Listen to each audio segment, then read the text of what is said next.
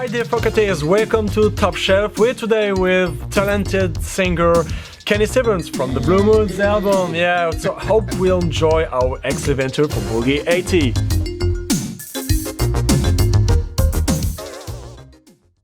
Okay, so my father was in a doo-wop band. My mum met him as a cabaret singer on US Army base in a place called Bushy Hall, just outside Watford, which is a little bit north of London. And I suppose really, as a child, we listened more to the radio, or the wireless as we used to call it then, as opposed to we didn't have a TV. You know, so music has always been something that's been a big part of my life. It was always around me. And I kind of fell into the music because I knew Eddie Grant from his days with the Equals, and I was down at his studio and they were recording Living on the Front Line. There was one harmony that nobody could find, and I found a harmony and put the harmony on. And then after that, it was, oh, you should sing and you should do that. And I didn't really sort of take it too serious, you know. Signed a little deal with Ariola Hansa. I think they were in Germany with a band called Raw Energy. And even then I didn't really think much of it and didn't really give it too much. No, I didn't really give it too much time until about 1985 when I bumped into Andy Soika, my dear friend Andy. And he said, I got a song for you. I went, oh yeah, okay. I thought, okay, I'll do this. So he gave me this song, Night Moves. Playing games of love with each other,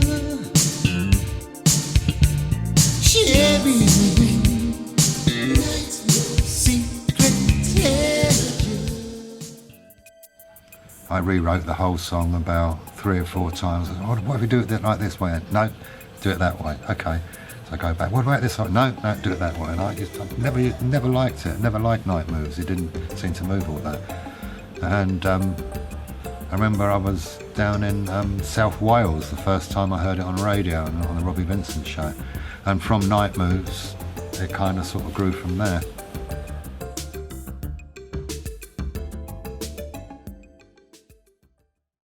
But my influence has really come from, you know, I was a massive Otis Redding fan. I used to have all of his records, and I used to sort of like try really hard to sort of like sing like him, and I loved the way that he phrased. And I suppose really moving on from that, we had the whole Motown thing come through, and I liked a lot of that. Although it was like quite commercial and quite mainstream, still thought there were some really good songs in amongst that. And then we had Marvin Gaye, who I align myself to quite, you know, from 1971 and What's Going On, which is probably, to me, probably one of the greatest albums ever made.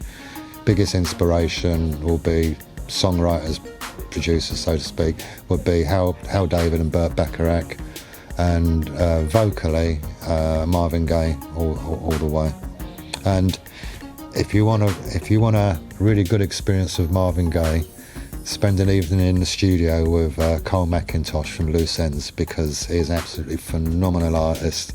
And if when Cole's in the box just doodling, he just sounds so much like Marvin Gaye. It's unbelievable.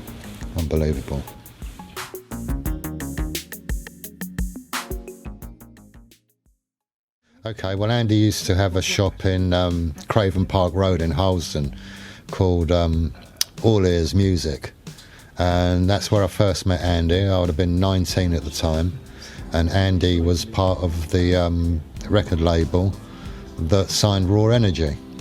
So I did the whole thing with Raw Energy. Like I say, I was 19 and nothing really came of that.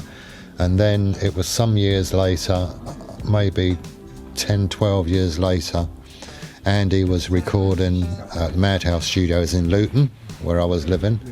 And I also used to do some library music for Paul Madden, who owned the studio, and he mentioned my name, and Andy said, yeah, I know Keni. So Paul said to me, I've got Andy Soika in the studio tomorrow, come down. So I went down the studio, and within like an hour Andy had me in the vocal booth doing some backing vocals for free, and that's when he said, I've got a song for you, Night Moves. And that relationship like bloomed and blossomed from there.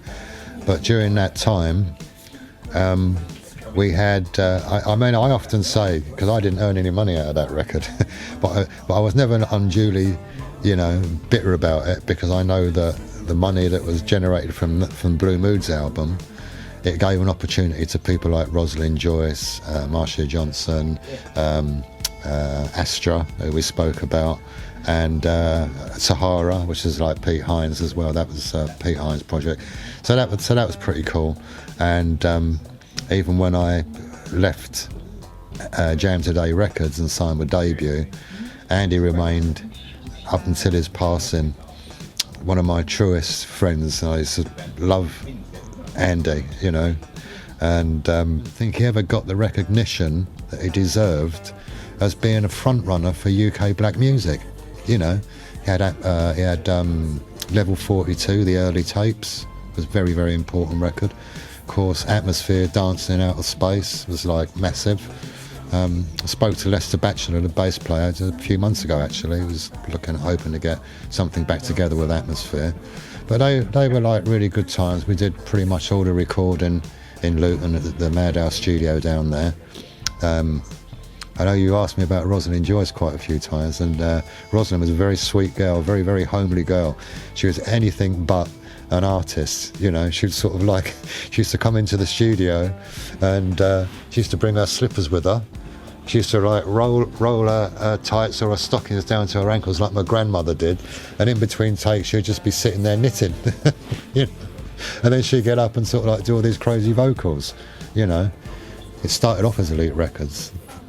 First couple of records on Elite, and the Jam Today label was put together specifically for Blue Moods and everything that come after it. So, I'm the first ever recording on the Jam Today label, and I actually registered the name at one time. I was going to like revive it because it's such a great name. But then I remembered how much work was involved running a record company and dealing with artists, people like me.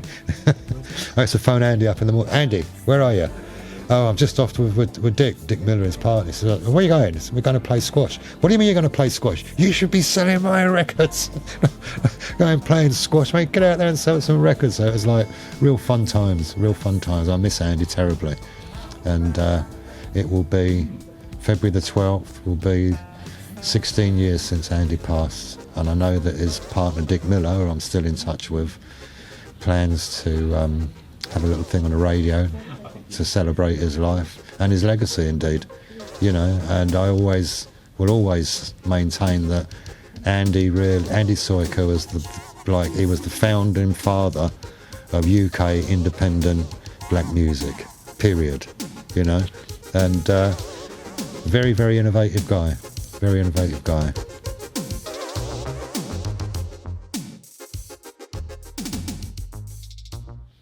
I'm due to release my 4th studio album called Out of the Blue, that will be sometime around spring of this year, and it's really, more than anything else, is to mark the 30th anniversary of when I released Blue Moods. We were going to release it last year, and I thought, no, let's make it a nice round 30 years. I've done other little bits and pieces in between with like people like Dry as a Bone Soul Family, and I'm working on a project with a guy called Rico Garofalo. He's got a fantastic project of covers done in different ways. So for example, one of the songs that I'm covering on there was a song called Dreams by Fleetwood Mac, but we do it in an Afro fusion of like jazz, funk and stuff like that. It's really quite amazing, and it was quite challenging to sing a song like that, was out of my comfort zone. And there's going to be a couple of other tracks that I'm doing on that. I'm going sometime this year, probably later in the year, I'm going to record again, team up with Paul Madden, whose studio I recorded Blue Moods and my second album. He's just built a lovely studio in northern France. So I hope to be doing that with Steve Salvari from Central Line. And I've also got a track that I've demoed but yet to finish from a guy called Fabio Puglisi, who's an Italian guy. We've never met, but I did a track for him maybe about 10 years ago. There's probably only about 2 or 3 people in this country that got it. I don't even have a copy of myself. And he sent me a beautiful sort of like jazz kind of ballad over, and I thought, yeah, why not? Let's just do a few things that we've not done before. So I'm really looking forward to that project. And just, you know, as you get a bit older, you have to realign yourself with the industry and know where you fit in it. So I suppose this new album, Out of the Blue, is an extension of Blue Moods.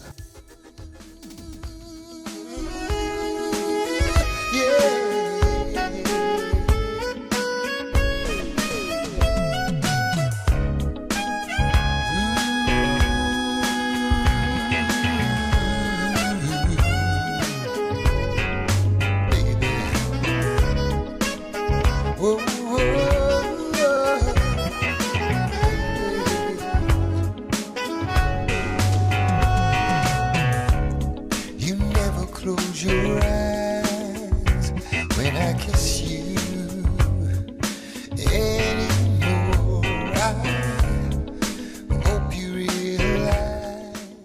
It's funny that like 30 years after this album, I just not so much feel that time is pushing on. I just really feel that, you know, now's the time to sort of like really see just how far I can go as a writer, as an artist, and that's what I want to do.